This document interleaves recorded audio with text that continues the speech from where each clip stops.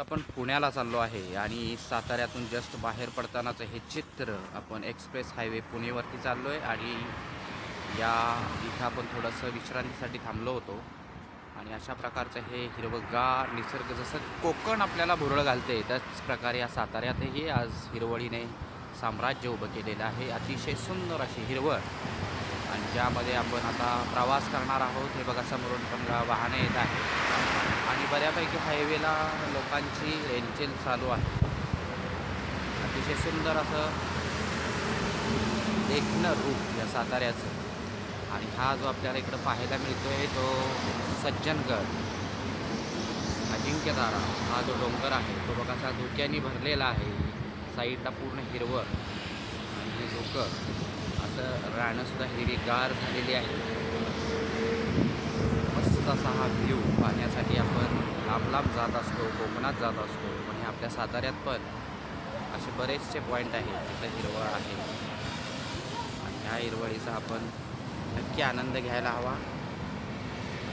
सुंदर असं हे लोकेशन त्या तुमच्याबरोबर मी शेअर करतो आहे. मी पुण्याला चाललो आहे मित्रांनो. वाडेफाट्याच्या पुढं आहे आणि हे बघा कसं जंगल टाईप एकदम सातारा आपला झालेला आहे.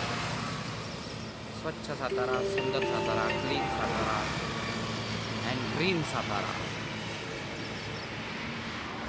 हे आपले डोंगराचं दर्शन बघा. डोंगरसुद्धा हिरवेगार झालेले आहेत. गेल्या आठवड्यात गेल्या 15 दिवसापूर्वी काळोखट पडलेला डोंगर आता हिरवळीने आपल्या नटलेले आहेत. झिंग बस गेली. हा हायवे फुल कच्च.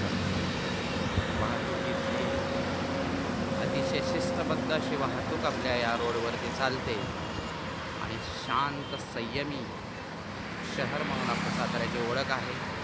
त्याचबरोबर आता हिरवळीने नटलेला हा सातारा अतिशय सुंदर आणि मनमोहक दृश्य आपल्याला इथं पाहायला मिळत आहे. समोरून गाडी गेली, एकदम गारवा अंगावरती आला. छान वाटलं. एक सुरळीत सुंदर आणि शांत असं हे लोकेशन आपण पण बघू शकता. हा जो मित्रांनो आता वरती चालला आहे तो पुण्याकडे चाललेल्या गाड्या आहेत आणि या पलीकडच्या साईडला ज्या आपल्याला दिसत आहेत त्या कोल्हापूर बँगलोर हायवे.